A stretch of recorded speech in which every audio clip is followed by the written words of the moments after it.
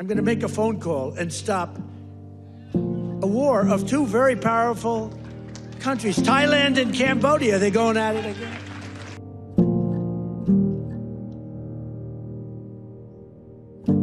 এই তো গত অক্টোবরের কথা।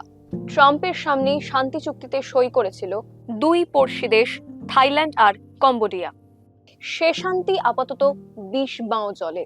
ফের সংঘর্ষে জড়িয়ে পড়েছে দক্ষিণ এশিয়ার দুই দেশ। কিন্তু কেন ঝগড়া থাইল্যান্ড কম্বোডিয়ার? দুদেশের সীমানা নিয়ে 1 শতকেরও পুরনো দ্বন্দ্ব। The judgment of 15 June 1962 decided that Cambodia had sovereignty over the whole territory of the promontory of Preah Vihear, as defined in paragraph 98 of the present judgment.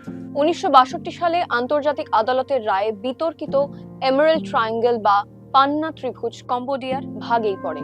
2008 ও 2011 সালে ওই এলাকার দখলদারি নিয়েই সংঘর্ষে জড়িয়ে পড়েছিল থাইল্যান্ড ও কম্বোডিয়া।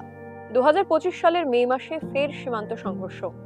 জুলাইয়ে কম্বোডিয়ার পাতা ল্যান্ডমাইনে আহত হন এক থাই সেনা। 5 দিনের যুদ্ধে অন্তত 48 জন নিহত হন। ঘর ছাড়া হন প্রায় 3 লক্ষ মানুষ। সেবার আমেরিকার মধ্যস্থতাতেই সংঘর্ষ বিরতি হয়। দুদেশের মধ্যে আনুষ্ঠানিকভাবে শান্তি চুক্তি হয় অক্টোবর মাসে। তবে উত্তেজনা ছিলই। নভেম্বরে থাইল্যান্ডের এক সেনা ফের ল্যান্ডমাইন বিস্ফোরণে আহত হলে সংঘর্ষ বিরতি ভেস্তে যায়। সীমান্ত এলাকায় বিমান হানা শুরু করে থাইল্যান্ড। তারপর থেকেই সংঘর্ষ চলছে। ট্রাম্প কি ফের সংঘর্ষ থামাতে পারবেন? কম্বোডিয়ার দাবি তারা আলোচনায় বসতে রাজি। থাইল্যান্ডের বিদেশমন্ত্রী কিন্তু বলছেন কূটনীতির আর কোনো জায়গা নেই। ফলো করুন আনন্দবাজার.com।